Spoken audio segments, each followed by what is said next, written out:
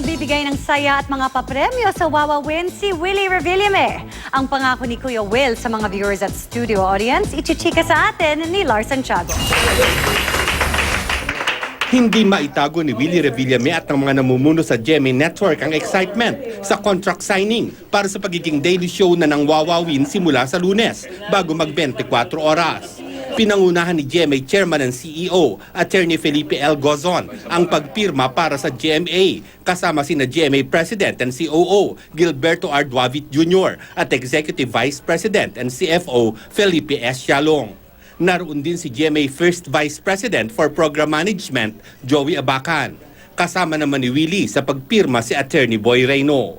Itinaon natin talaga yan sa umpisa ng taon sapagkat we are lining up the programs for this year.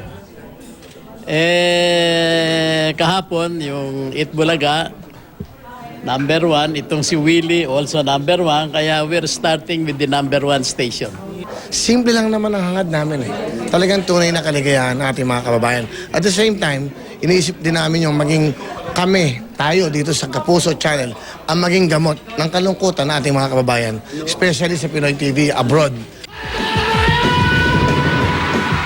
Ngayong mapapanood na mula Lunes hanggang Biyernes ang Wawa Win, nangangako si Willie na lalo pang mag-e-enjoy ang mga manonood sa kanilang tahanan at sa studio. Nagpapasalamat din si Willie sa GMA dahil sa suportang ibinibigay sa kanya ng network. Ngayon nga raw ay nasa early evening time slot na siya at araw-araw pa, lalong kapanapanabik ang line-up ng mga programa ng Kapuso Network. Andito na lahat.